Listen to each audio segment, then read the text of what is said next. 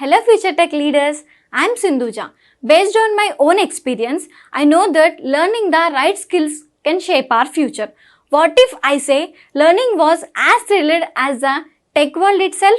There we go. A cloud foundation, that's exactly what you will experience. From day one, you will be immersed in the interactive sessions and expert-led courses that covers most of the widely used technologies in the zone of data science to cloud computing, which brings more light to the life of a techie. I'm so excited to help you and unlock the true potential of a technology. Well, then why to wait? Let's see what it unfolds. Or let's jump into our API.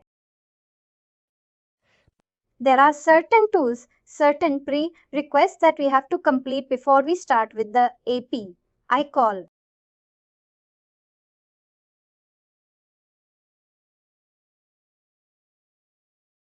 The first thing that we will have to do is creating install packages. Now let's start creating a install package. First, in the second tab.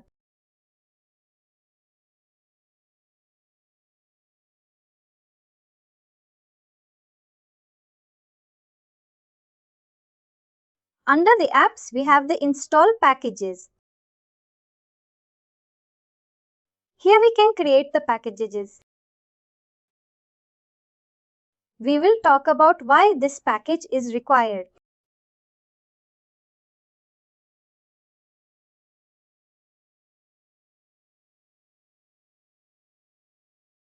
Yes, Akhil, you were able to say something. Sir, in this app manager, can we download the app? Sir. App means this like Marketing Cloud in App Manager. Yes, we can do it. We can install applications from the App Exchange. Sir, is it in Marketing Cloud also? Sir, only in developer mode only, sir. I don't get that. In developer mode, it is also their same App Exchange for dashboards, reports, campaigns.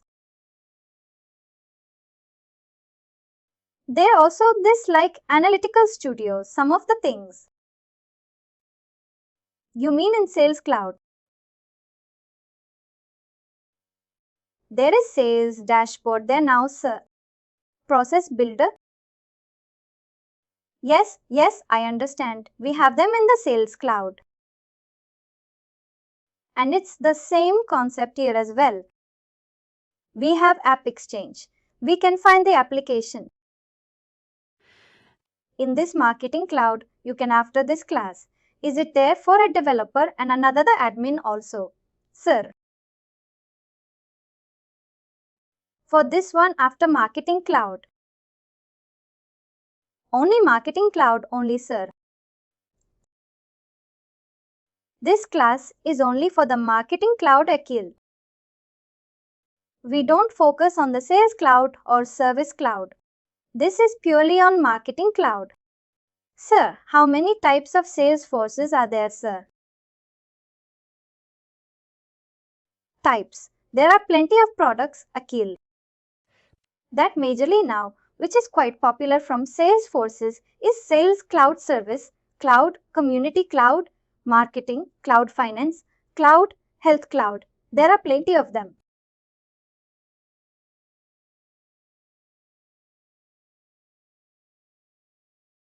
Great. We were talking about creating an install package.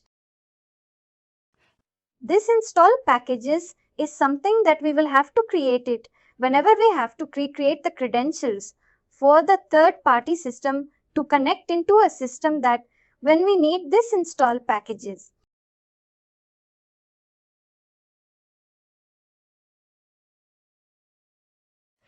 Now, since we are going to interact with the Salesforce Marketing Cloud from a third-party tool using an API call, using a residence of API calls, we are going to interact with SFMC in order to interact. We need the credentials which is called as client ID client secret and all of them. That's something we are going to create now. With that credentials, we can start using them in the Postman. Here I'm in the install package. In the install package, let's click on create.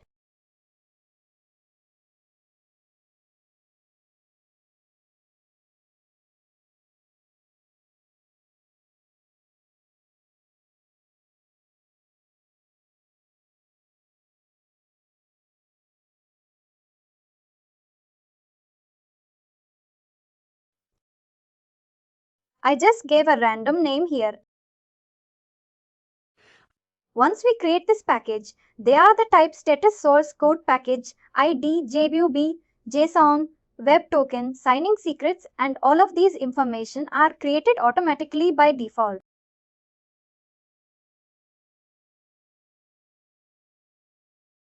This has nothing to do with our API calls. We don't need this during the API call and all of them. And here we have these details automatically created and we have access. This package is licensed for Analyst Account ID. You cannot license this package for any other business need at this time. There are some situations when we create these install packages. I can share this install package with my other business unit. Since I have access only to this business unit, we all of us have access only to this business unit. We will not be able to share it. But if you have access to multiple business units, yes, we can then share these packages with other business units. Perfect. Now, here we have the components, which is something really important for us. When I click on Add Component, there are plenty of components that we see here. Here we have a Marketing Cloud app. Here we have a Juni Builder activity, Juni Builder entry source, and all of them.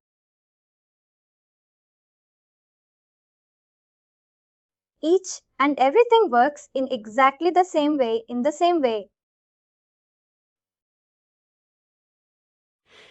If I give you an example for once, what we are going to be focusing is on APIs, which is something really important and we use it quite frequently.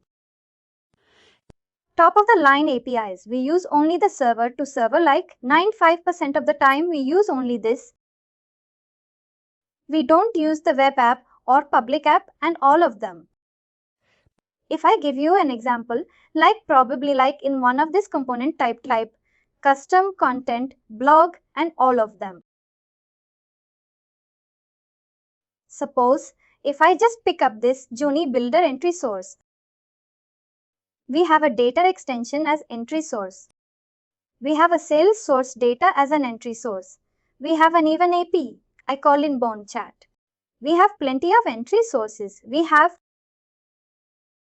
But I want to use my own entry source in my Juni Builder. I want to use my own entry source. Maybe the CRM which I use is not a Salesforce. I would like to use the CRM data directly as my entry source. All we just have to do is we just need to get in touch with the third-party system owner.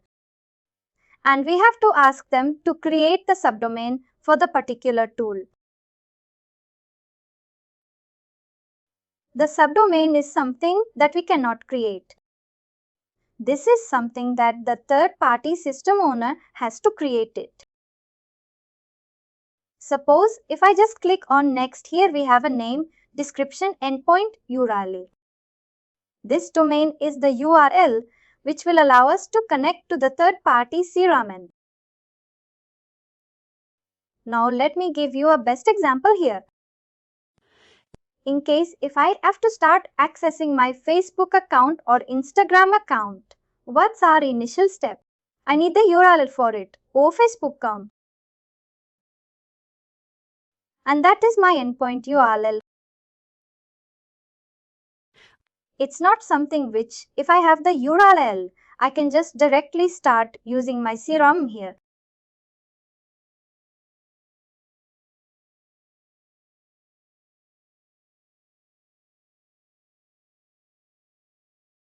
We have to configure a couple of things like the third-party system. We need to give authority to Salesforce Marketing Cloud when we are coming from a certain subdomains. When we try to access this particular CRM tool from a particular domain, from a Salesforce Mark subdomain, it will allow us to enter into a tool, and then we can start using the different data tables we have in the CRM, and then we can start using them as an entry source. And this is how exactly it works. If I give you an example for this, everything, whatever we have, it pretty much works the same way.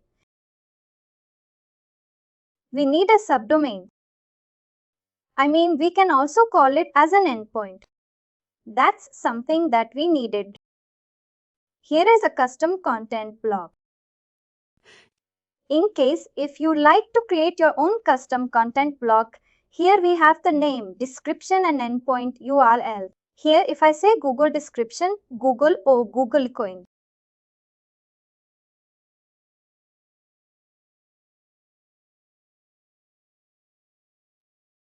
I'll give you a best example for this. In my previous organization, I tell you how we have implemented and used this custom content block. Some of my colleagues used to create email templates in a different tool.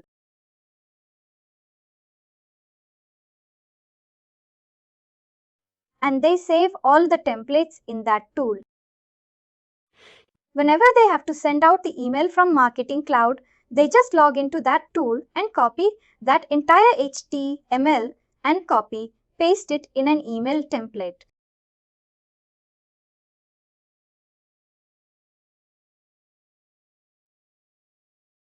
They just paste the entire HTML and entire source code. And then the email will be created and they'll send out the email. And it was a time-consuming task because they have to copy that and they have to paste it in a Marketing Cloud, create a template, and then send it out. And what we have done, it is we connected that tool directly in the email studio. Whenever they have to create an email, there will be a new custom content block will be created. They just have to drag and drop them into an email template. And then because we have given the endpoint URL, which will take directly to the third-party system like the tool that we use to create the email templates. And they can just start accessing straight away. Now I think it is asking for HTTPS.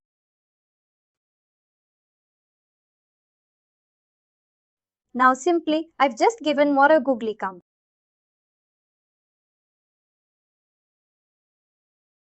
I just saved this custom content block. Now if I go back to the email studio, just giving a URL is not enough.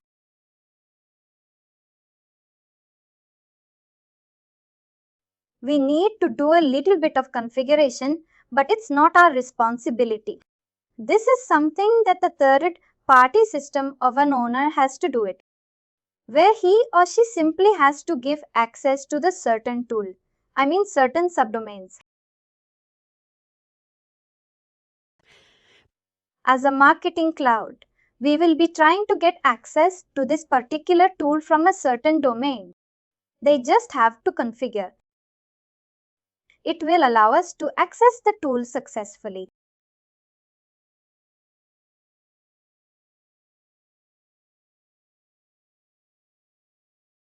Let's open the email template. And if we open the email template, we should be able to see that a new content block which might have been created for us. If I just open this and randomly opening an email, here we should see a new custom content block created for us.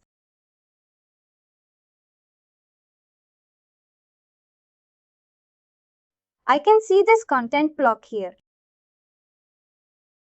I can start using this content block into my email templates. Of course, if I just drag and drop them here, it will start loading and then it will start accessing the particular tool directly here. In case if I have to access a tool like a Salesforce Marketing Cloud, we need the endpoint. It will take to the endpoint. Here the customer can in fact give the username and password, click on connect, and then they should be able to see their templates which they have created. They can just drag and drop those templates into our email templates, and then they'll be able to send out the email as well, like from a marketing cloud. This is a perfect example of how we can create custom content blocks, custom entry sources for Johnny Miller, custom flow control like in Johnny Builder. That's all something that we can do. Let me just delete this, then add the component again or API I call. Unable to delete this component. Maybe it's because it's using here.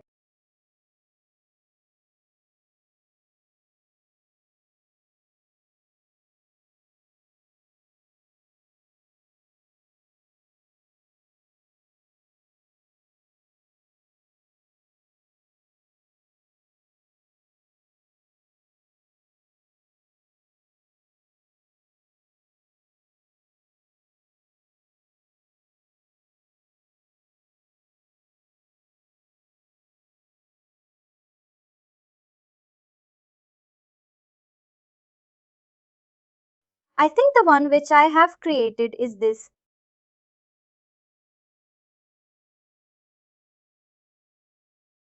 I'll delete this custom block. Now I know sometimes Marketing Cloud is strange. Let's add a new component now. Here we go with our API I call. In the CP interpolations, we go with the server to server, which is something that we quite frequently use it. Here in this server to server properties, we give us scopes for third-party system. Now we are creating this install package and we are adding this server to server properties because these scopes is something that we are giving to a third-party system. Suppose if I give access to read, write and send access, that means a third-party system can read my emails, write my emails and also send my emails. OTT is your group connect. If you have your WhatsApp or if you have your VCAT integrated, this is the step. If you'd like to give an access to read it. Yes, I can. Sir, small dot is a marketing cloud given access by company only, sir. Marketing cloud access given by. It means I am asking for sales for marketing cloud. The access is given by company or our cell phones. Access is means for creating. They give a no, sir. One ID and password by company only, sir. Yes, company in the sense. What do you mean? When you join an organization, there will be administrators. You request for access and then they'll give you a Salesforce Marketing Cloud user rights for you. Sir, without the organization, can we do like that in a puzzle? Without what? Without organization, we are not an organization, sir. But we have to want marketing cloud. Is it possible, sir? No, how that will be possible, Nikhil? Because we don't. It's not a public application where we can create an account. Each and every account that we have is connected to a business. We will have different roles for each and every account like administrator, consultant, developer, and all of them. Without their help, we will not be able to start accessing the Marketing Cloud. Oh,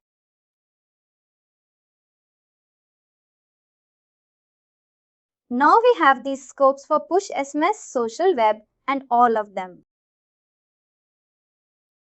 We have majorly like one license which is like an email. I'll probably give them access for reading, writing, and also sending. Whichever is something not relevant, we can skip that because third-party system may like get access to these tools as well. Like if we give access to whichever is not required, we can avoid them here.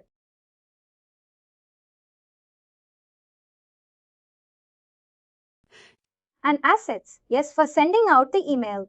They may probably have to read the documents, images, and save the contents that we have in the content builder and read, write, and execute the automations. Read, write, execute, stop, activate, and all of them. But I don't want to give them access to delete my journey. We can also give access to audience list and subscribers, Marketing Cloud connected extension, obviously tracking events.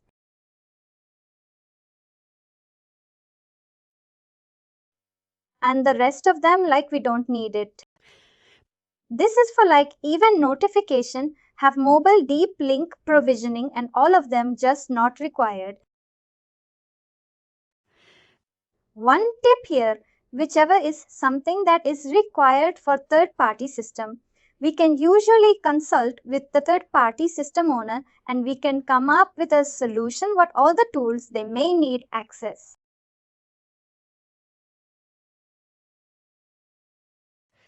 And then we create this code.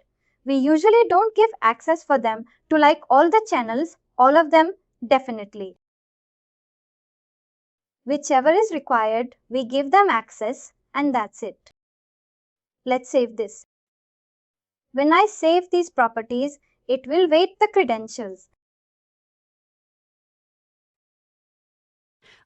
This is the credentials we are going to share with the third-party system owner in order to start interacting with the Marketing Cloud. This is same like we use an event password. Suppose if I have to access my Facebook account, I need to use an event password. Same way, if third-party system need to get access to Marketing Cloud to those components which we have given access, like the scope we have given access, they need to start using this client ID and client secret as a username and password. When they use these credentials to connect to this domain, this is the U. L like OAuth Facebook. This is a domain that the third-party system has. We use it to connect to a Marketing Cloud instance using these credentials. Now, whenever we send a request to Marketing Cloud, this is not going to be there. I mean, this is the same subdomain we use it, but we use a different URL for every post or every action that we do from our third-party system.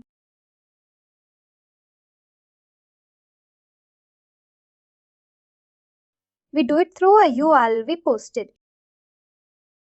That's something that we are going to see now. And basically, like a developer, we'll ask you also to share this subdomain. Once we create this install package, we also have to share this information with a third-party developer. We need to share this client ID client secret. They will also ask you to share this subdomain. Subdomain is the URL where they can get access to Marketing Cloud.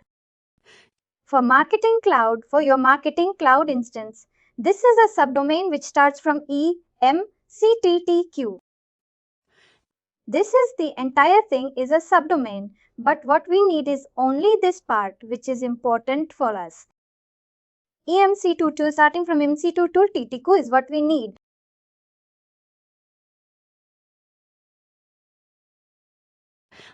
Let's start the URL, all the Marketing Cloud APIs and everything is going to be there in the tool L2T. We don't need this part. We need only the subdomain. Now let's go back to Postman. This is a tool which we are going to use today to start experimenting. The API calls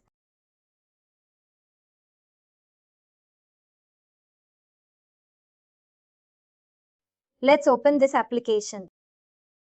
I believe you may probably have this application handy in your machine as well.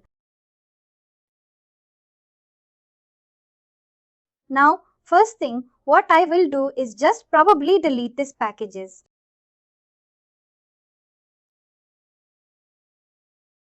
And I have the collections already. We'll start from scratch. First thing, Postman is a tool which we use it to test out the API calls. That's a major purpose of the API call. We write the SOAP or REST API calls here to send the request to Marketing Cloud, and then we check if it's working out. It's basically a testing tool, a PI testing tool. Now, how do we add the collections in the Postman for Salesforce Marketing Cloud? In the Search tab, you can simply see Salesforce Marketing Cloud. Here we have plenty of collections which are available. Here, what we need to take is from a Salesforce developers. Here we have a Salesforce Marketing Cloud API. Just click on it. And here we have a product Salesforce API, CDP, commercial commerce, cloud, and all of them. We don't need all of this. What we need is only a Marketing Cloud API. When I use this Marketing Cloud API, this is a public glitched collection. I cannot start making changes into this. I cannot make any changes to this collection. What I will do is I'm going to duplicate this collection into my local system. Here we have something called create of duplicating. We can create a new fork label. Here we go. And then I'll just put it in my workspace and then click create collections.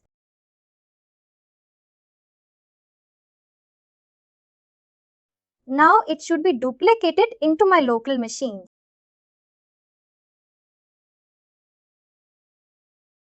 Yes, I can see it. It's duplicated now. Now we can just give me a second.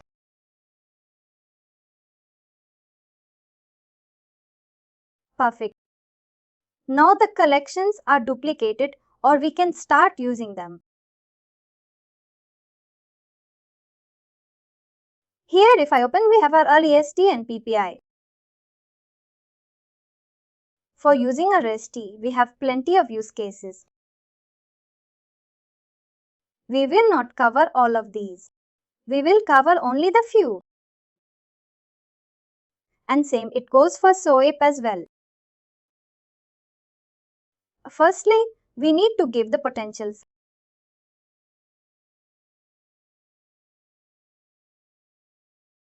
We have created the install package. This information is, we need this information to start interacting with the marketing load instance. Now let's start feeding this information into a Postman tool. Here the main node, we can directly go to our variables. Here we have a subdomain line ID line security standard med refresh time and token access. We have all of them. We know the subdomain. The subdomain is nothing but we start from EMC 2.2 and ends with Q2EQ. This is subdomain. It will be same here for RAST and it will be same here for SOAP. Now let's take this. Let's put it into tool directly. We don't need this part. And we also don't need this part. Let's remove this. copy and put it. We put it in the both columns, initial and also current. Sometimes it's not really mandatory to keep the values in the current. To be honest, if I said I'm keeping in both of those, I have experience. Sometimes I used to get some error. Now let's take the client ID. Put client ID here. And then we have a client secret, client secret, client secret, and then which is a business unit that we are trying to interact. This is a business unit. We have RMMI, T and EMI. This is what we need to fill in here. Now let's save this. Here we have the save button. Now we have saved it. Now we are going to check if we can interact with the cloud instance or not. First thing, once we come to this, once we have configured these credentials, we have separate collections to test out.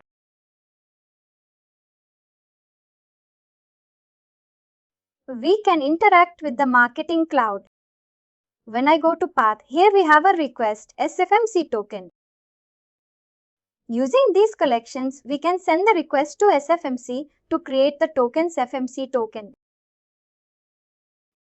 This FMC token access key will be created whenever we try to access the Marketing Cloud. Now I'm going to body here in the body.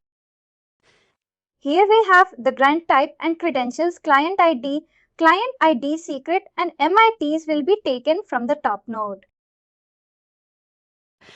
Now going forward to whichever the subnodes and whichever that I'm going to use it under this main node, it's going to use the variables which I have declared. The variables which I declared is a client ID, subdomain, client secret, all of them. All the subnodes is going to start using these variables or interacting with the Marketing Cloud instance. When I click on request SFMC here, you can see the subdomain which we have had, that it's automatically reflected here. And then we have also current open, all of them. All of these informations are automatically going to a place whenever we send out the list API call. Now, if I send this request, if I post this request and here we get a status called 200 and it says I can see the success token has created. Success token has created. And then token type is a bearer and it expires in 1079 seconds. And I can also see the scopes that we have given. We have given a scope in Marketing Cloud. Here we have given a scope. The scope. This scope is something which we will be able to start seeing in the response as well. That this particular all and this particular SFMC token can access all of the scopes in Marketing Cloud instance.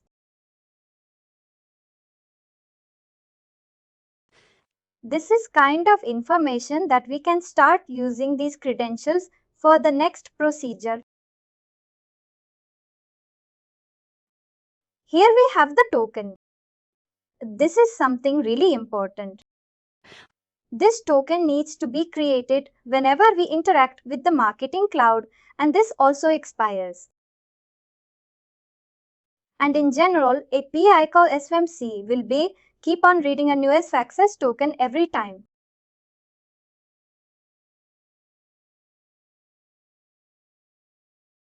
We don't need to manually create the success token, all of them. It will automatically create the new access token when it takes place. Now, if I go back to main instance, I should be able to see the refresh time and also access token. For some reason, it's not showing, but it's not a problem. It's two of these are like optional field. I can see now the access token, but maybe if I go back, it's fine. It's optional field. Now I can confirm that these credentials, which we have updated here, can start accessing the Marketing Cloud instance.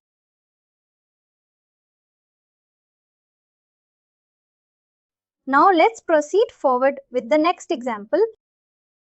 You might have come across many campaigns like this. We call this as a transactional campaigns. Or we can say call it as a transactional messaging. Now the best example is when you put one on a Flipkart come, we buy a product.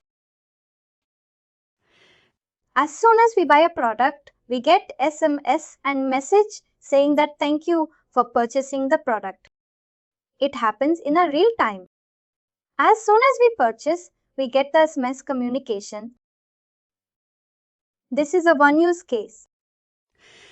Second use case, probably like if you're trying to log into Facebook or Instagram come, and sometimes you may not be able to recall the password.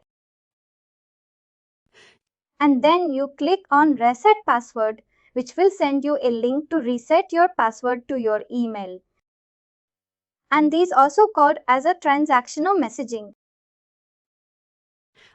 And another example, you go to your Facebook account and then you change your account setting.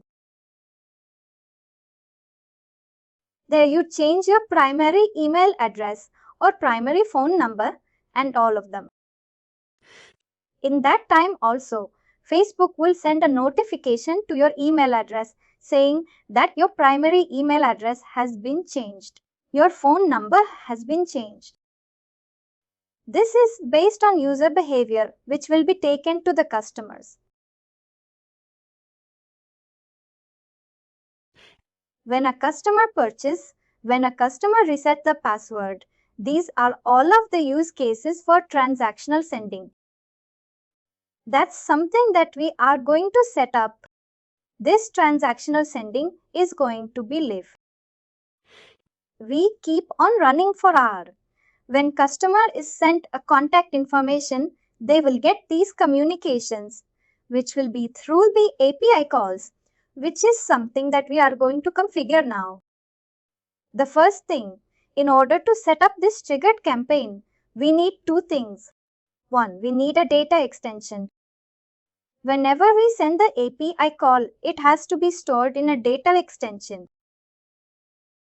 Second thing, we need the configuration to be created. Two things. First thing is the data extension that needs to be created.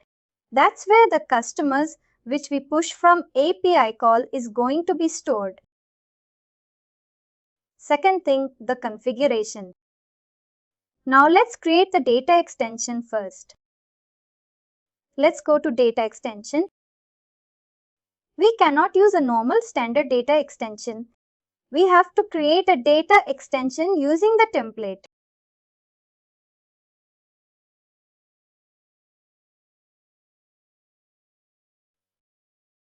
Here in this folder, I create a data extension, standard data extension.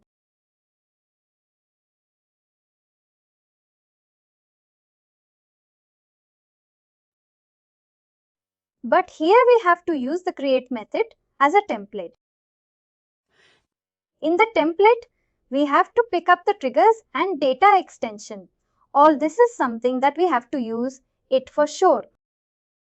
Let's click on done. I'll keep the same name. Probably I'll make it simple.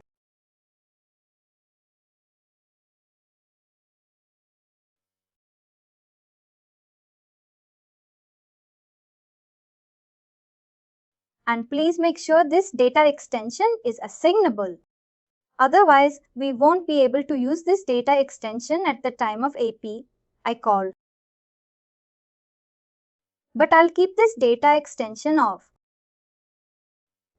Whichever the fields that you would like to add extra, you can add them here like first name, last name and all of them. I'll just keep only one field on half. We have two fields automatically. By default created to IIS, added one extra free, which is the first name. And let's wait this. Now we have this data extension ready. Let's go to Postman.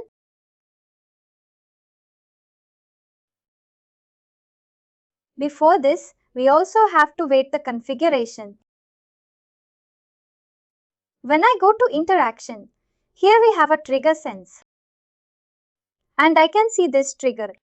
Let's go to trigger send. Now the data extension is ready. Here under the triggered send,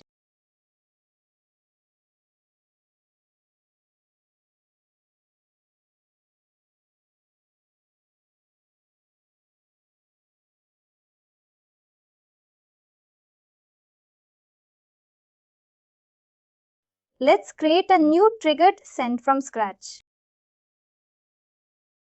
Now, this is something we know already. We have already done it. This is the same as a user initiated. No difference. We pick up the same classification. We pick up the email extension where it needs to store all the customers. When we push it to AP, I call. Now let's do another name here, 2022. I'll use the transaction because we are going to do the transaction investigation. What is the email that we have to go to the customer? Or we'll open the email here.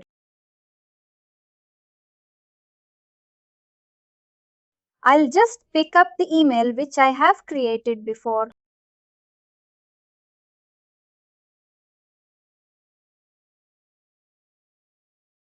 I think this one, I believe it has a personalization.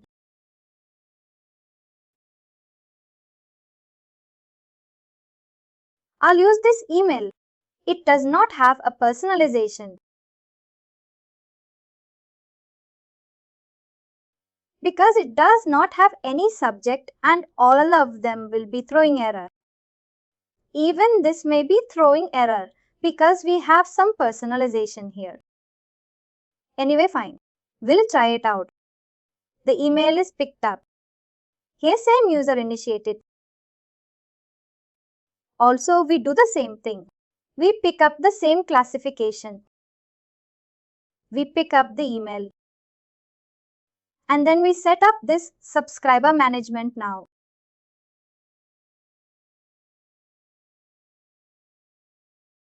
We have to pick up the data extension which we have created. It's under 10th Feb. Here I see only the data extension which is created using a template.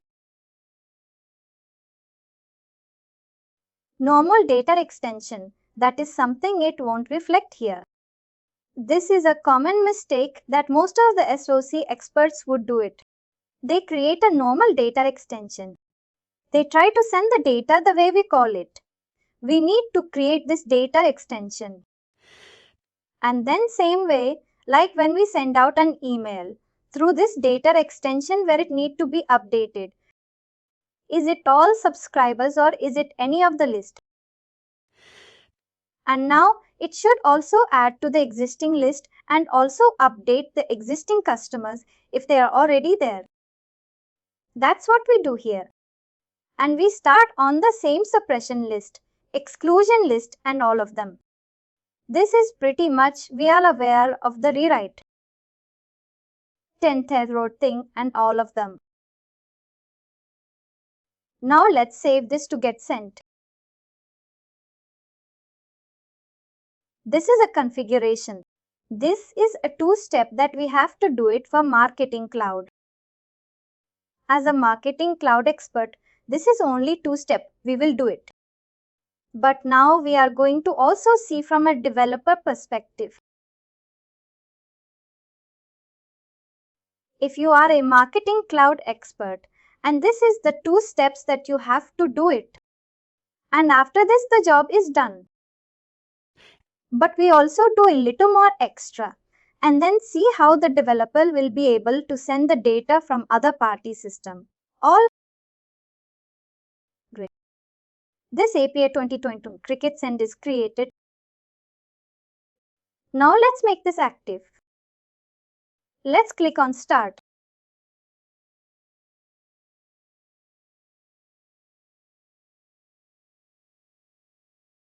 Cricket send may be a call. Pre-validation errors. There are some validation error.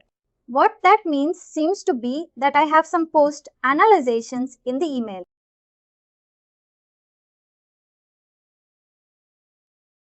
It could be because of that. What I do is I just remove the post analyzation that I have in the email. And then we'll give it a try.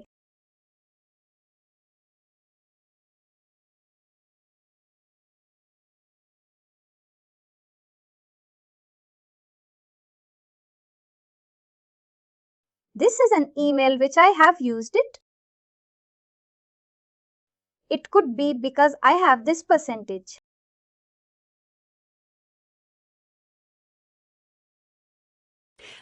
I have used all of these post analyzations, and this could be the reason it is doing an error. I'll just use this email template.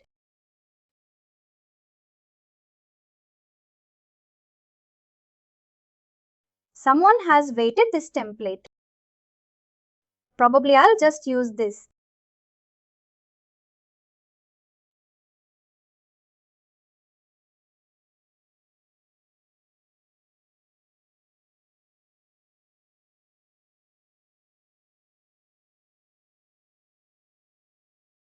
Let's use this email template. This email template does not have the post analyzation.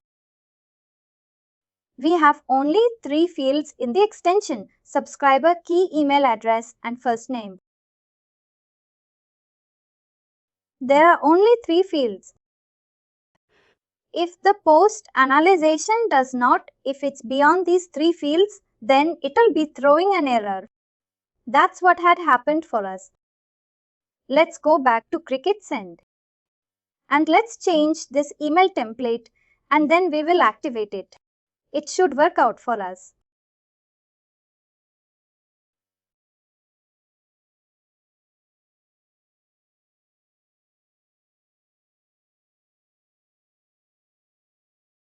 Here we will use this email. Now it shows the subject line which we have created for this email.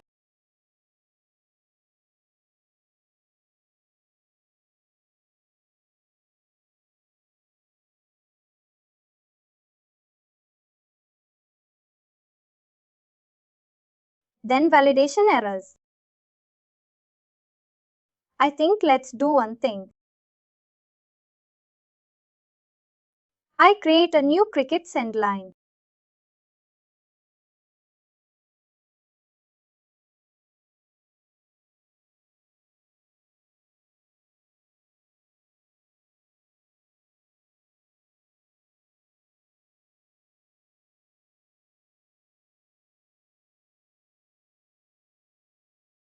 Action model. Memo content.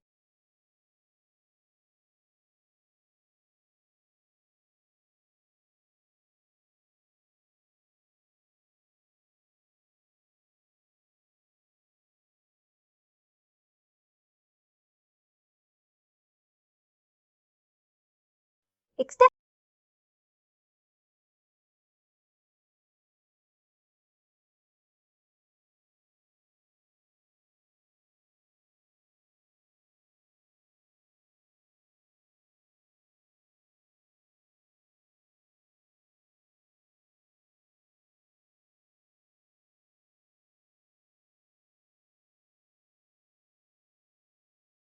I can see this package is sorry, it's created. Let's see if I can start this.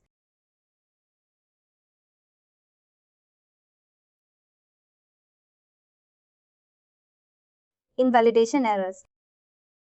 Then it's definitely something to do with the email which I'm using.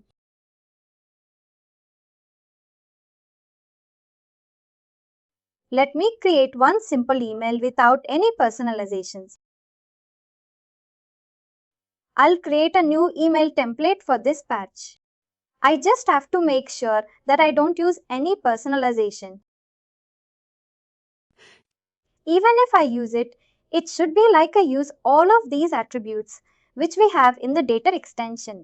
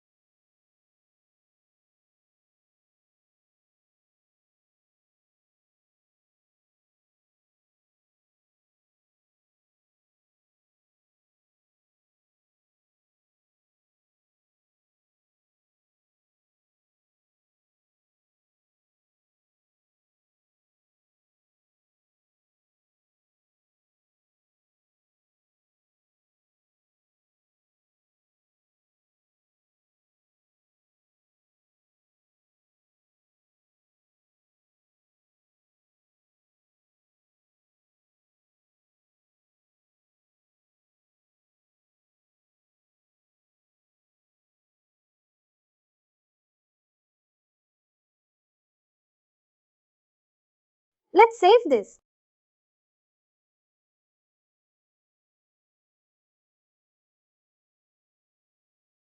Let's go back to the get set.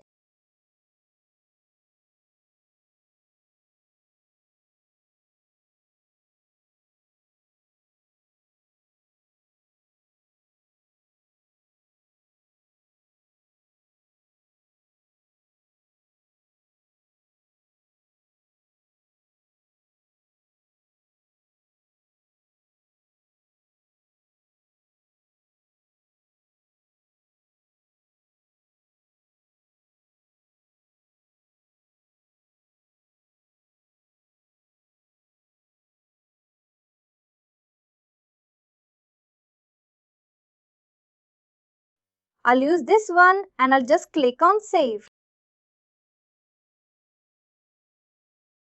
Let's see if it's the same error that we get.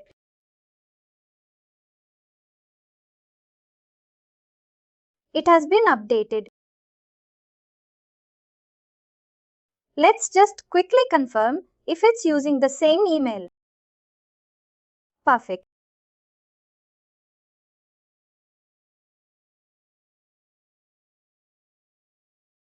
Now I'll try to start this. Hopefully it works this time. Now it starts working. We know that it's because of the email, because those emails which we have used before, it could have been using a personalization. That was the reason it was not allowing us to activate the strip itself. Now I can see this password reset has status which it says running. And if I scroll down, there's no completed queued error in all of them. Now let's go back to the tool. Perfect. Now here what we are trying to achieve is the transaction messaging. We have a separate collection which we have here. It's called transactional. And here what we are trying to achieve is the email. In the email, we have a different set of collections which we have like in the Postman tool itself. We have a great definition: get list, get message, send status, delete message. Here we have a single recipe and multiple recipe. Suppose you would like to send an email to a multiple recipe and at a single point. And this is a collection that you can use it for sure. And here when you go to body, here we have the information that you can pass it through a REST API. This is how the REST API calls are like, very simple and straightforward. Here is the definition key. Here is a contact key. And this is your email address. This is our first name, last name. And we give all of this information straight away there. Which of it is something required. And if you are injecting multiple records, we just change the records here and then we send out the email. Pretty much straightforward. In REST, it's the same. It's very straightforward. But if you do it in our SOAP, it's going to be a little bit different. We are also going to cover that how we will send the request through SOAP as well. Now, when I open this collection here, you can start modifying this collection again. If you know the API call, how it really works, and this is something you will also be able to edit it. Now here we have a definition key. This definition key is nothing but an external key.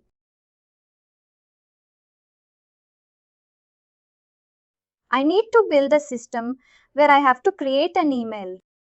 I have to use this particular to get some that I have created. Just copy this. We have to put it here as a definition key here. This is my definition key.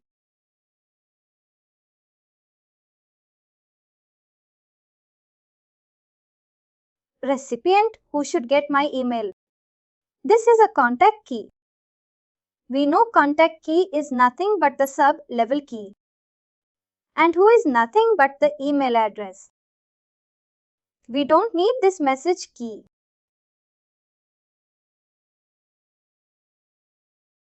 And in the attributes, what we have now is only first name. We don't have a document field. Let's remove this.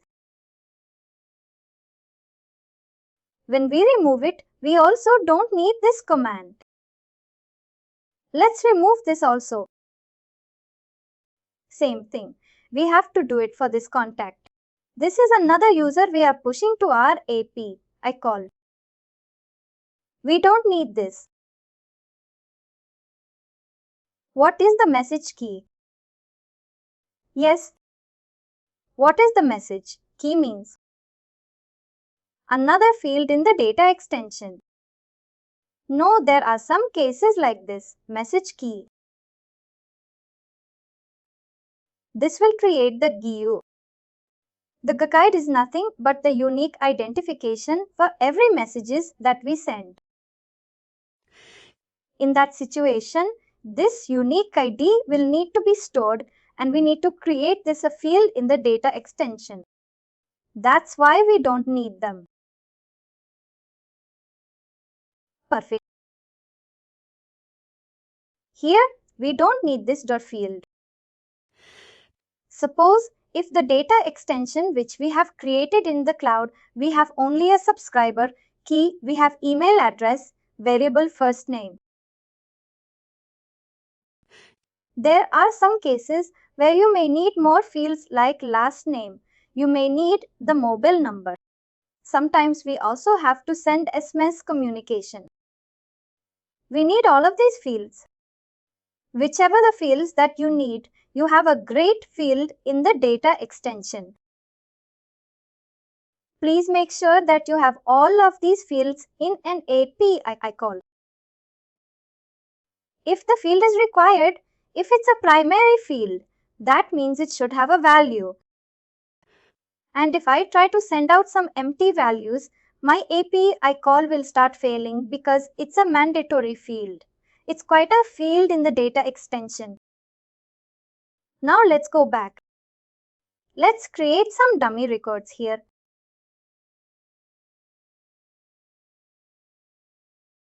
Grade.com, something like that.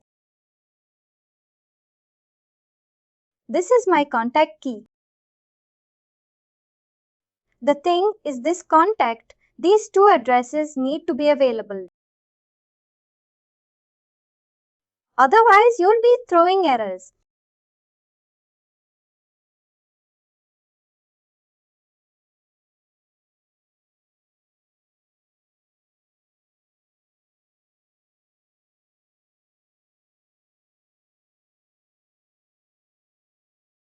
Grade.com, something like that.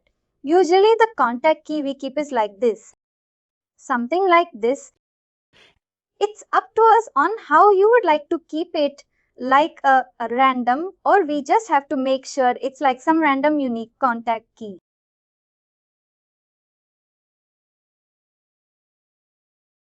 We have all of this information. First thing probably.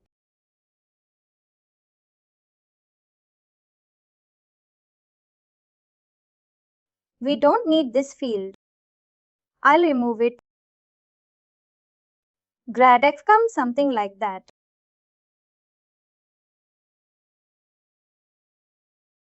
Simply, I'll keep some names here for the second record that we're pushing. And here we don't need this global attributes. This is something like an extra in this piece of code that we have. We don't need these attributes. It's just simple. We're just passing only 2 of this customer information. In case, if you have more customer information, we know it, and every time when the customer requests for password, it will be one customer. We're just seeing an example of our 2 customers here in a single time. Now we have this piece of code which is ready. Let's post this and then let's check if it's successfully placing in the Marketing Cloud.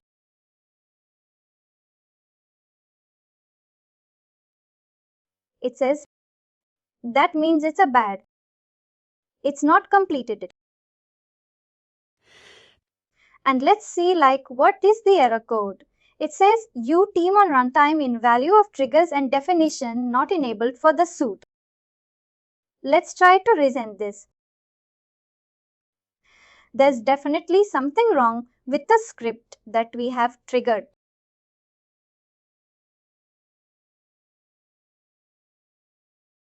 Is there anything that I have missed here?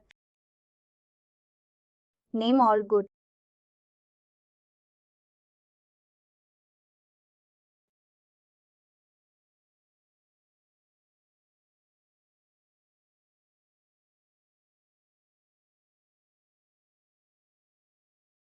Let me see this collection.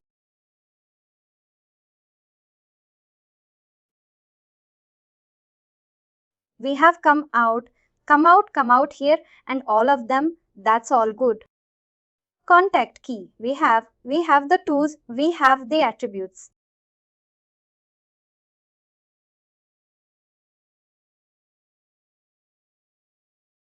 Let me give a try here.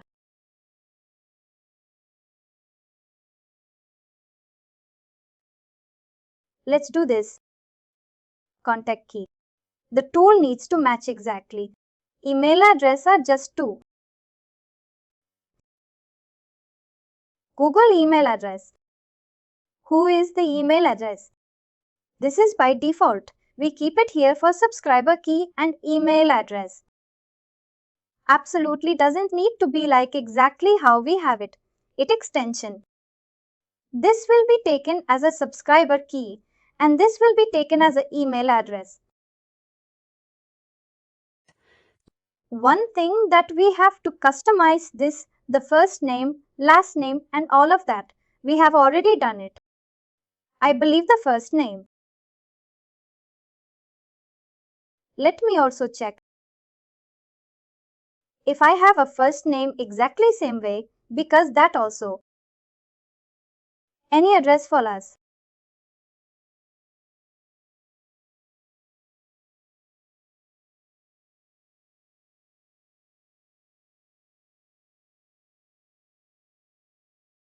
Pretty much same.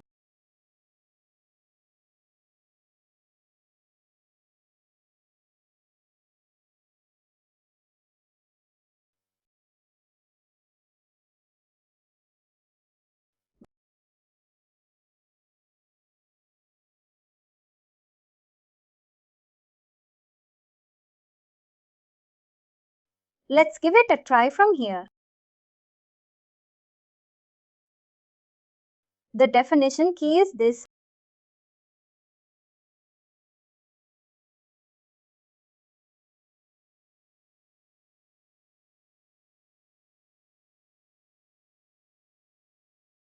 I know what is the error.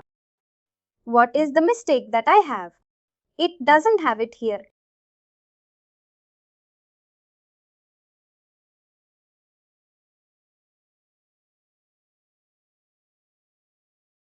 This plan field, which I don't have it.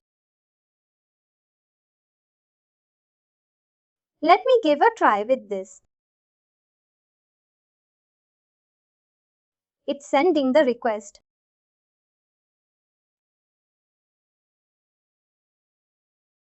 Maybe let me give a different collections.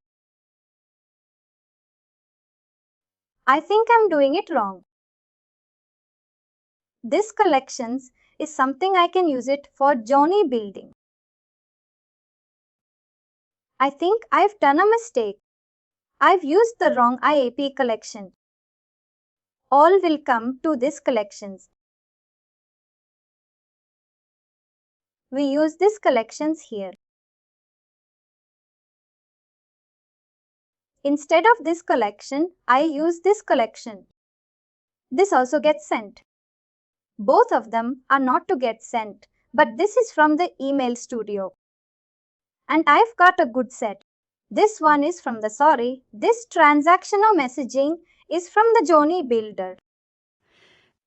In the journey builder, we have a multi-step, we have a single step, and we have a transactional messaging. For that, we have to use this one. I've used it currently, but pretty much same. Everything works in the same. Let's use this one. This is something we were supposed to use it by mistake. No, same configuration. I have to do it here in the body. Here we have a lot of fields. We have the subscriber key here. We have this address. Address represents the email address. Subscriber key represents the other subscriber key that we have in the data extension. What we have is only first name. We don't need any of these fields. Let's remove it. The only field that we have is the first name. Just put the exact same field here. Don't let this come off. Subscriber key, I'll just use.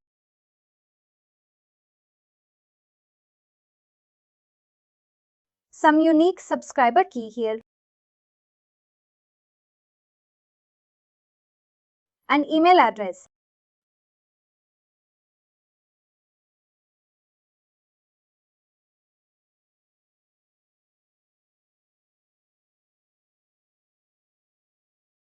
We don't need this from address.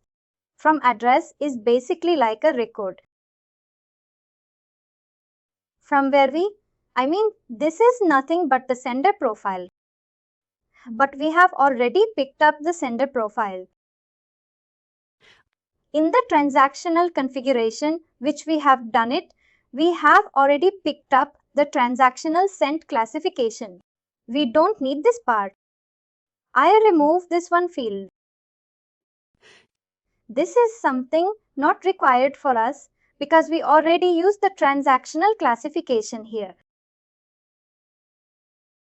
Now let's send this request. Before we send this request, we need to update this external key. Let's take this external key and we need to put it here in the URL.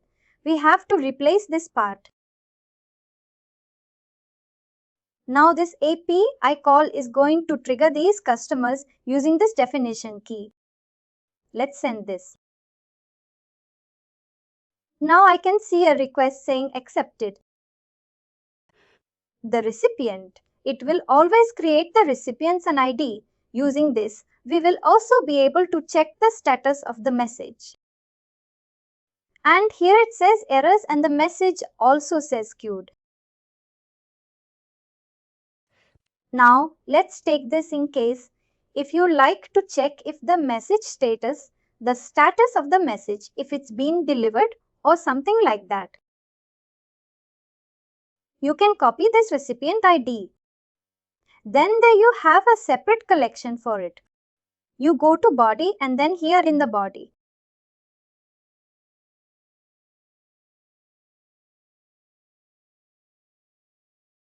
When I go to body, here I can put this recipient ID here.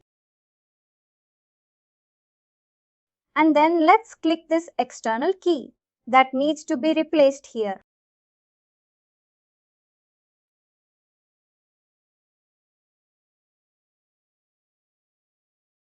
Now let's send this.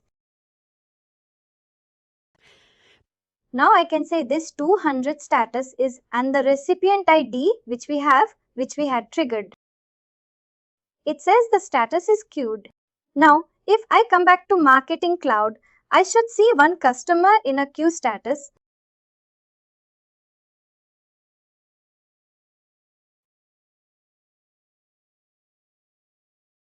And the same time, my data extension should also see one record.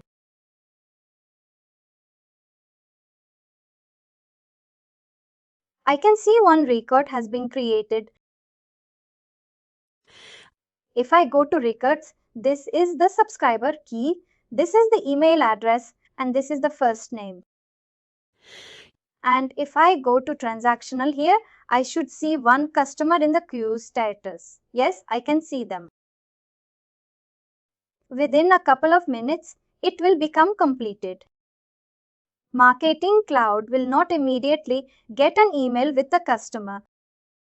It will take some time.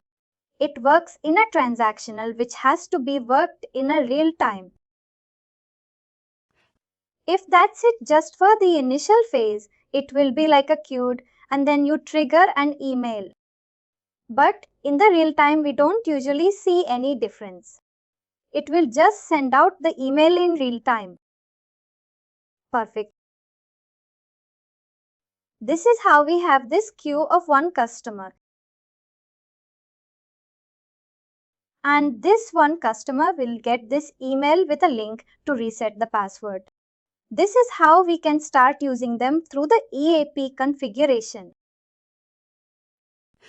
Now here in the EA Postman, here we have, if I go to trigger send now, there is a nifty feature in this Postman tool.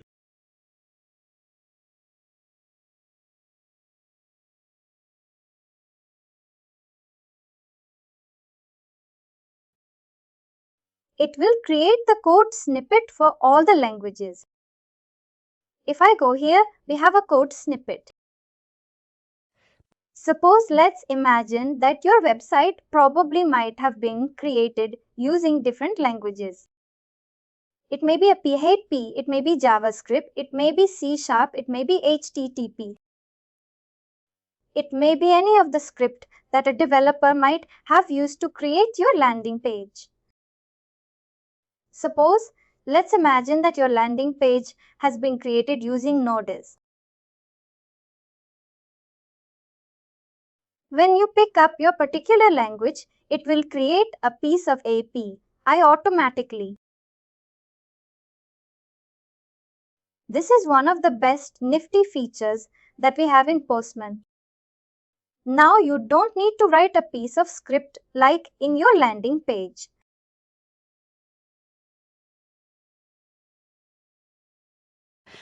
What you have to do is now, the objective is to reset the password for the customer when they don't remember. You can just simply copy this entire piece of code and then you can just place this piece of code where you have to trigger this. Where we usually trigger in the landing page. When the customer doesn't remember, they may click on password or reset password. Now let's say they click on reset password. It will ask for the email address to send out the link to reset the password. When the customer gives a reset email address and then click on send reset link, then we have to run this piece of script. We have to place this in the landing page. When we place the script exactly at the submit button, the script will be triggered and this email address, whatever the customer that they have filled it, it will automatically take it. It will not automatically take it. We have to do the request parameter. Do you remember the request parameter session that we had in the cloud page? It will pull the URL from the It will pull the parameter value from the URL and that will be stored. Whenever a new customer requests for a password, their email address, their subscriber key will automatically be created here and then it will send the request to Marketing Cloud. And then Marketing Cloud will trigger the email to the customer with the reset link. This is how it works for us. And this is really a great advantage. This is one of the great advantage of using a postman, that it helps to create the scripts for multiple languages. Even if I say like Python, it will create the Python script for us. I can just start using this directly at the submit button in the landing page. When this is called, it will be sending a request to Marketing Cloud directly. This is how we trigger the password and all of them through API. I hope far it's clear. Please stop me at any point of time if you have any questions. Now there are different transactional messaging that we do with. Here if I go to journey and probably let's refresh, it might have been completed. It may be doing errors. It could be one of two reasons.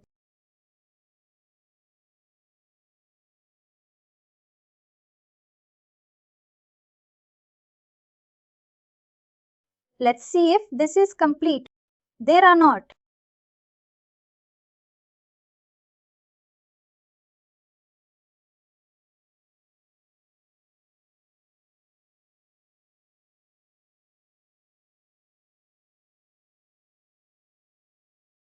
Meanwhile, let's open a journey window.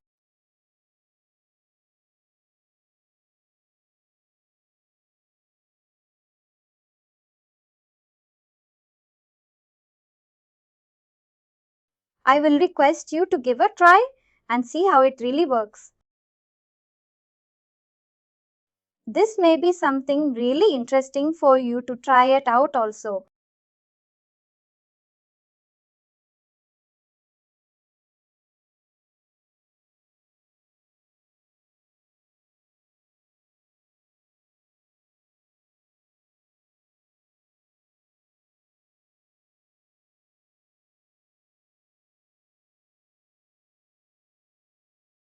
Now I can see it's completed.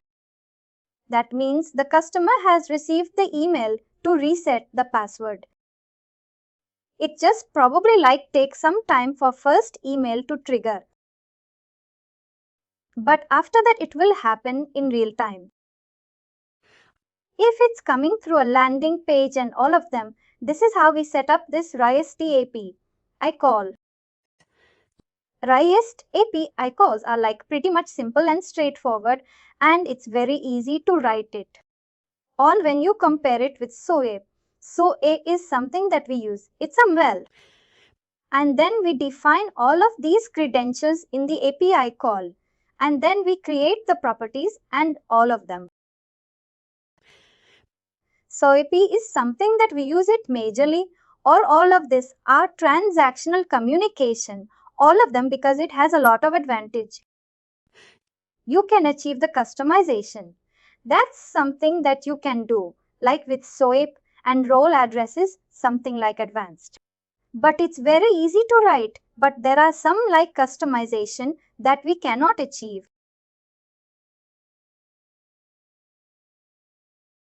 Or now what we can see is this transactional.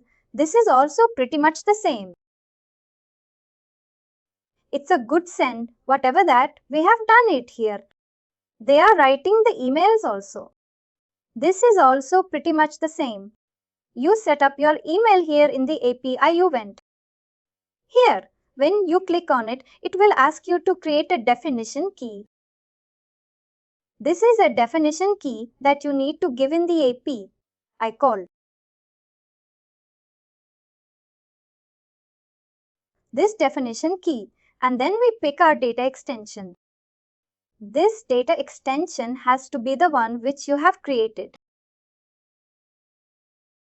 Let's pick up the same D itself. It will show only the triggers and data extension of the normal data extension. Now the data extension and definition key is selected. Let's copy this here. If you go back to Postman, here in the transactional messaging, we just have to put the definition key here. And then when you go live, when you pick up the email, when you activate it using this definition key, the API call will be triggered and this data extension will be key populating, and then customers will also get the email. This is also the same use case, but we do it from a journey. This is also something that we can use it for purchase. When a customer purchases a product, we can create an email. When customer would like to reset the password, when customer updating users data and all of them. This is all something that we can do it to put an email in. This is also pretty much same, but instead of an external key, we will use a definition key here. This is an important key which is required. We don't need to change anything in the URL. Like how we used to do it, this will automatically. We just have to pass this information and it will take care of it. Great. Let's jump into the next use case. This is going to be same for SMS also. When you create this SMS triggers SS, it will also create the unique ID. That's the ID. We have to use it for a good SMS. We can easily relate it to transactional. Under the SMS, send a message to a single recipient. Here's the Google body. Here's same definition key. That's what is required. You just have to put this definition key and then we can pass the relevant fields. Then it will be successfully sending the information to the customers. And here we also have to define the content. Please click on a particular link here to reset your passport, or this is your one-time passport. You can also create a one-time passport and then you can send it. Perfect. Let's go and see a couple of examples, and it's going to be same for creating a records also. Suppose if you have to add records into your marketing cloud, you can give a unique contact key and then you can give an email address. And then what is the email address value? The value is at onkidays at the rate of Salesforce HTML enabled. And what is the value? We are just basically pushing the information through API. In case if you need the part from the email address, if you need the first name, same way like we also have value here. First name value. First name is going to be first name and then value is going to be mark. That's how we pass the information. Now let's jump into SOAP.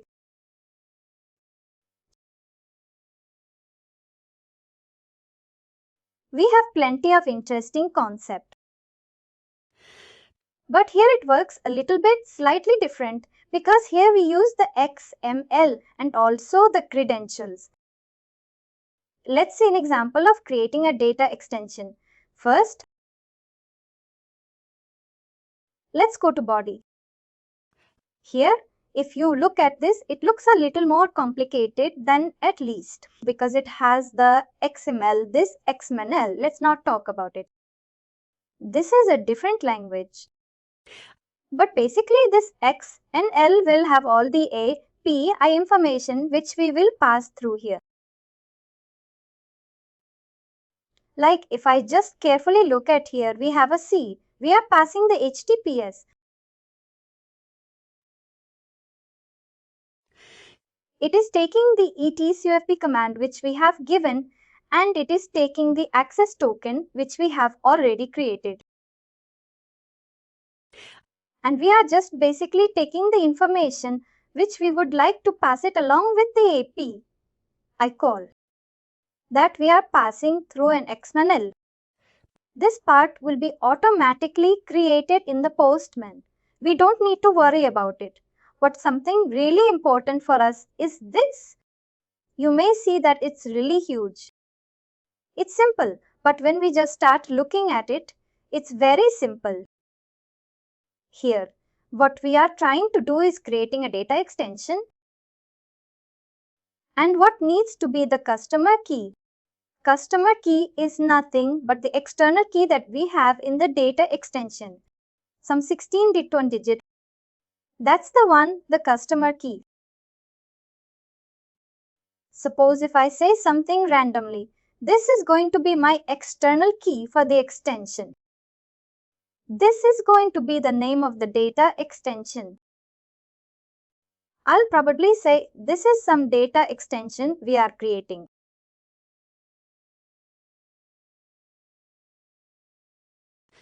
These are all fields like a subscriber key, and all of them. I'm making that as a primary key. That's why I defined here. Here, if I scroll down under fields, there are plenty of fields that has been created. We have the pass, all of them like to a beat. First name, last name and all of them. Whichever the fields which you may not need it, you can remove them here.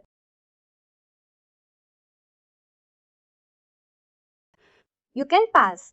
Suppose if you need a new field, like all put together, you can also just type a piece of script like a field. And then start writing the field like a customer key name field, type all of them and then just close this field. That's something that we can do it.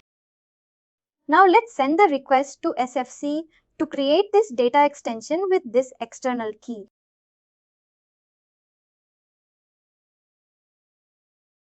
Let's send this request.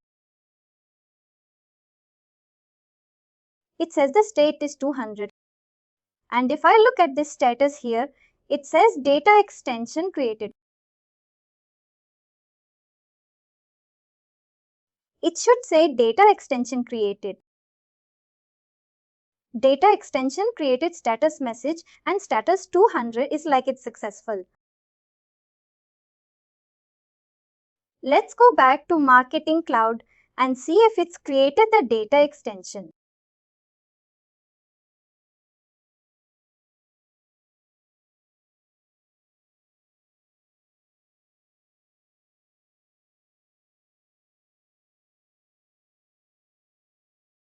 Here we have that I should be able to see because I did not give any location.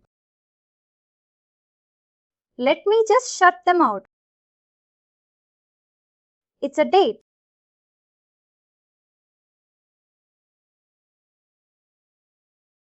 Here is my data extension which I have just created now through API I call. If I open this, I should be able to see all the fields.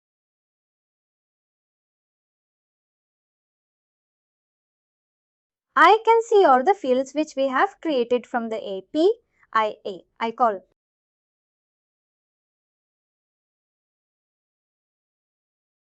This is how we play API I call. And if it's required to create a data extension, we send this. And then whenever we push the records, once the data extension is created, we use this external key to send the records, like we're going forward. And then what? If you have to create a data extension in particular location in Marketing Cloud instance, you need to know the location of a particular folder in Marketing Cloud. For that, we have a separate collection here if you go to body. It's going to be the same XML script.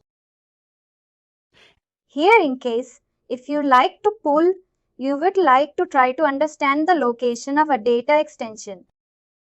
Suppose let me say go to the extension folder.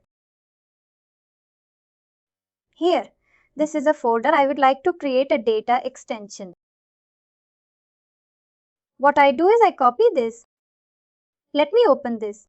I need to create an external key. This is an external key. Let's copy this external key. And I put it in the postman. Customer key is nothing but the external key. Customer key equals this one. And let's send this request. It will bring the location of a key extension. It's called object ID. No, the object ID is not showing.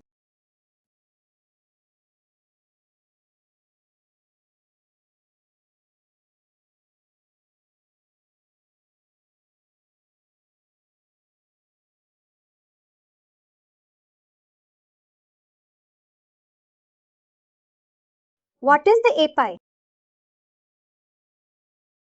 We have included object ID. It's not showing the exact location. That's the reason I was wondering why it's not showing the exact location, because there are certain things that we need to add here. In order to get the customer, in order to get this location of this particular data extension, we need to use certain properties. I also recommend this Marketing Cloud API page, which is super useful.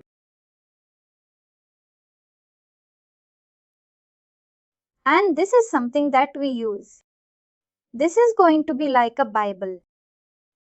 Whenever you are trying to engage with your Marketing Cloud instance through API, we use this article very much. Away.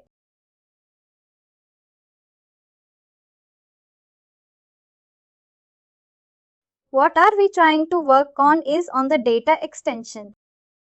Here is a data extension object. And here we may have plenty of properties. Here we have plenty of properties. Different properties. Now, if I just look at these properties, in order to specify the location of a folder, I need to use this property. This property will give you. It tells you where this particular data extension is located. We use this. Let's copy this.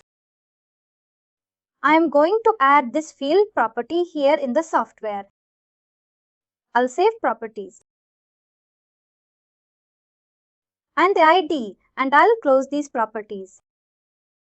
Now let's save this and send it. Now this property will bring and tell us where exactly this data extension is located.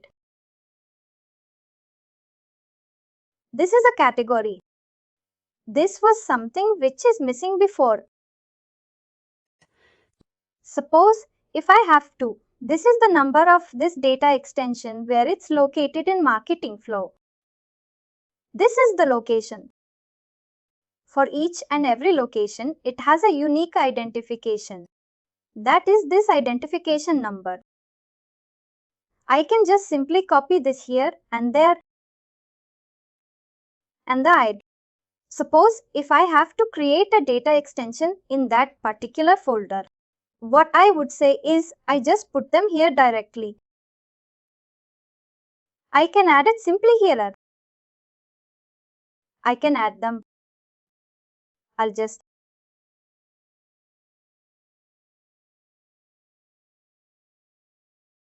Now let's create this data extension. It should be like a 200 state as always. A 22 data extension created. Now if I go back here, now I can see this data extension created. And if I open it, should have the external key as what I have given there. Here's how we can see how we can create a data extension in a particular folder.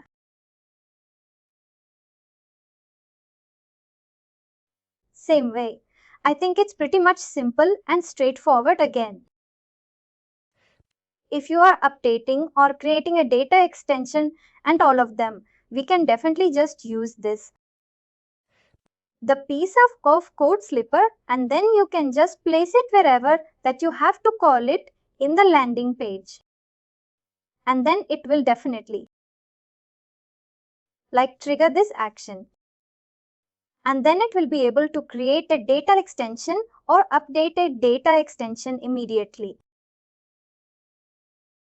Perfect. Let's see one last example for automation. Here we have create, retrieve, perform and all of them. Here also same. We just have to. This example is again going to be added by default, and we are including all the properties, whichever that we are trying to pull from API call. In case if you need to add any more properties extra, you can again go back to the URL. Probably I'll share this in the chat box. Could you please cover approval process in Content Builder? New approval process. We need administration rights, and I don't have administration rights, and also it is part of administration. Unfortunately, we won't be able to do it, and for that, even if I have to cover it, I don't have administration rights. For the content approval rights, that's something that we won't be able to see. Perfect. Here in the objects, we have automation.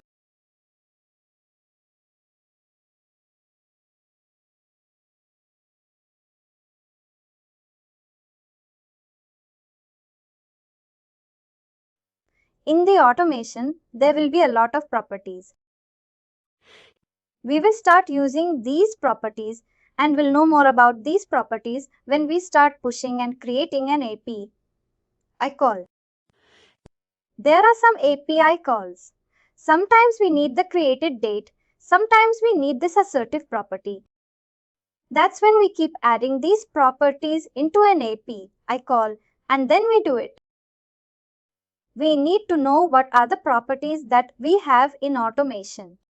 And that's why we use this API call like the website, which has all the information.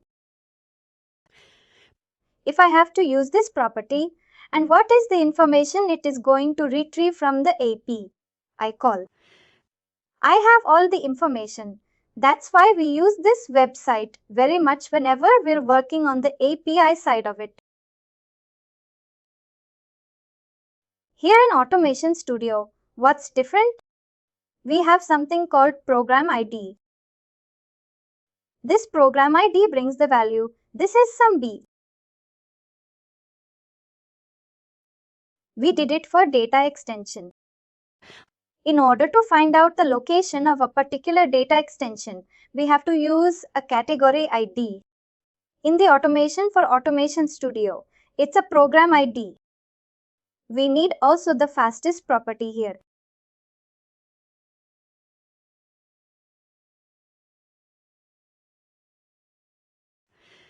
And then if you would like to retrieve some automation, and same way, each Navy automation has the unique key, the key value.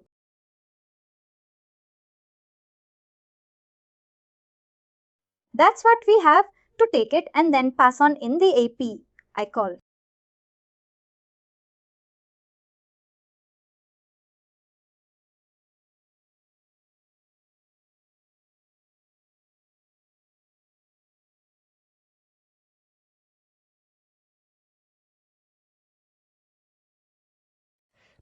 Let's take one automation and then we'll see one last example, and then we'll wind up for today.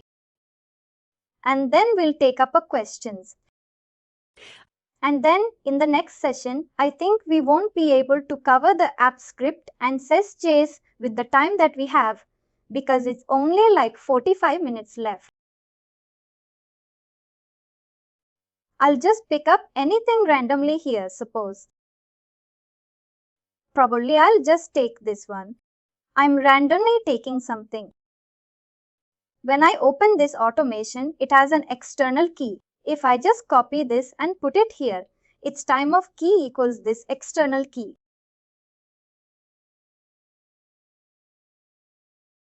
And I copy it and send it. It will bring and shows the name of a data extension. It's a bad request, which is a blank, simple filter here. Program ID is there. External key is there. This is an automation.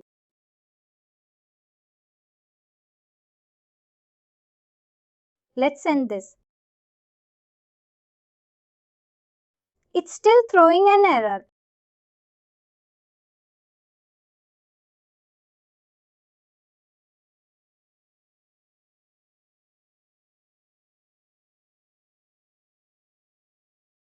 Simple filter program ID. This is all good. Using the URL for post. This is the only object that I have a property I have added. Let's remove this and then I'll give it a try. Oh, strange. Now it shows the 2000 status.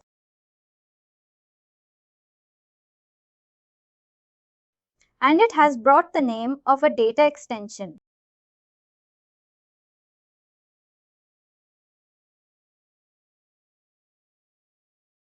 But oh, it's not. Object ID is still a nil. I'm just trying to figure out what is wrong that I have done. I think I did not put the slash, I believe. I did not put this slash button. All I guess.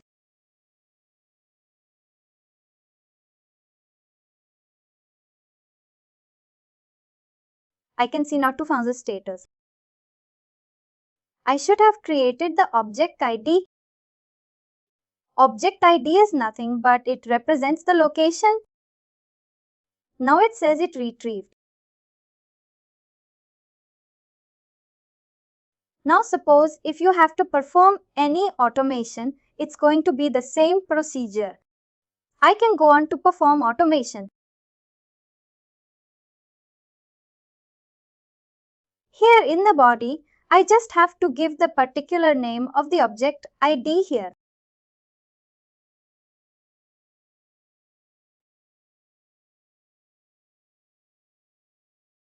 Perform subdomain. Here is the object ID that has created. I can just put the object ID which has been created here, copy, and then if you put it here, the particular object ID, it will perform that particular automation directly. I just have to take this. Let's copy this. And if I just put it here, let's try to send this. It should have a 2000 status. Otherwise, external industry is working. All good. If I go back to it, should start running now. I can see it's running. This is how, we trigger, like the way the API call for performing the automation or a journey.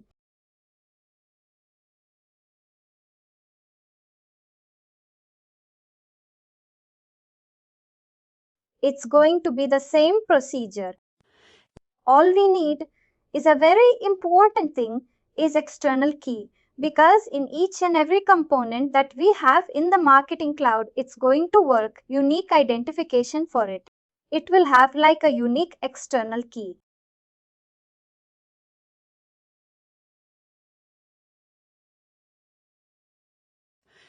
That is the unique external key which we will have to use it whenever we send the request to API call. Now I can just directly put this piece of code anywhere. Probably we may not use this code snippet for automation, but it has an option already for it. But I can't really think of a use case for automation. I mean a code snippet for automation, but probably we may use it for clearing a data extension. There are some cases we clear a data extension like quite frequently, like once in a day, like 2 days in a once we clear a data extension automatically in that situation. We can also use this perform clear data extension. Again, we just have to give the external key and then it will take care of it. We just have to give the external key and then this will be clearing the data extension records. Sometimes we clear the records in a regular interval. Like every day, like 12 in the midnight, we clear it off. We can use different use cases with this API. I call for doing multiple setup, multiple campaigns.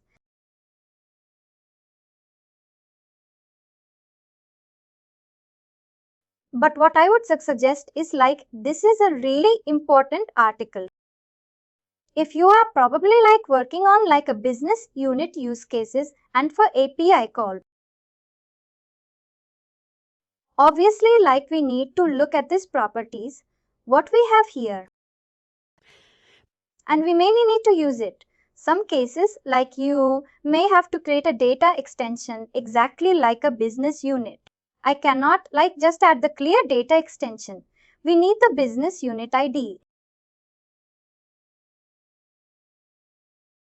When we just scroll down here, we have many fields here. We need to find out the relevant properties, which is something required, and then we can we can start pushing the records or creating a data extension and all of them.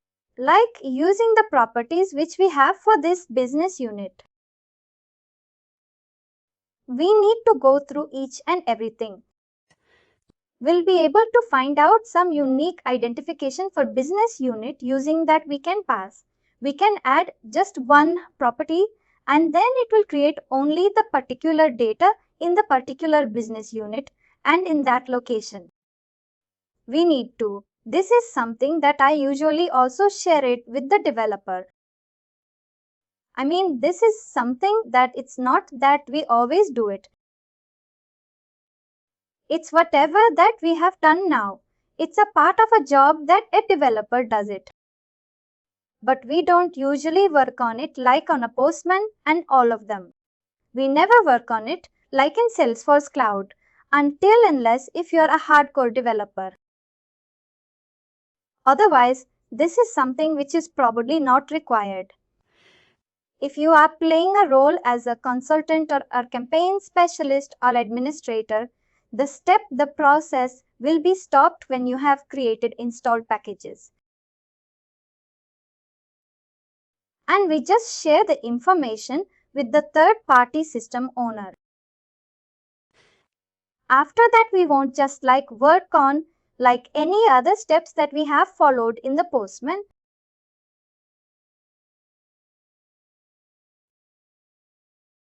Perfect. All any questions?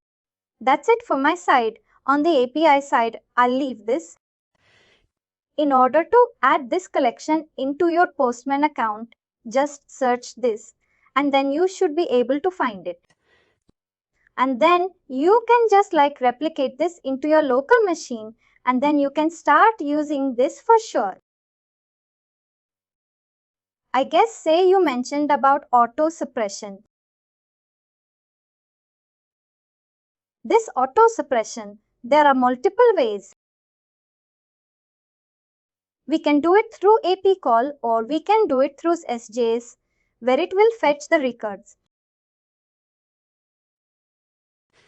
Apparently, what you have to do is you have to just make sure that you keep all the customers in a data extension. Now it's up to you. How do you bring that data? Who needs to be suppressed? It can be like an import to a data extension and then you import through automation. You import the data through Automation Studio, which all customer that needs to be suppressed. And then you write a simple SSJS query to update the auto suppression, the suppression list. It will happen at real time. Not in a real time. It will start happening in an automated schedule that you have configured. every 30 minutes. It will be keep on checking if there are any customers need to be suppressed, and then it will keep on adding to the list. This is how you can achieve the auto suppression. But here what is something you have to configure is you have to bring the data first. Who needs to be suppressed? And once you get this data, and then you can add it to the suppression list via SSJS query. That you can also do within the Automation Studio directly.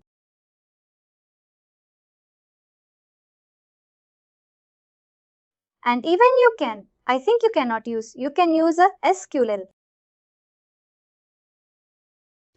But most of the time, like if you use a data extension as a suppression list, and data extension is SQL is more than enough.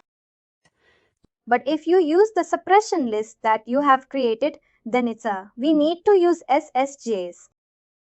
There is no other option. And finally, do not forget to like, share and subscribe to our channel.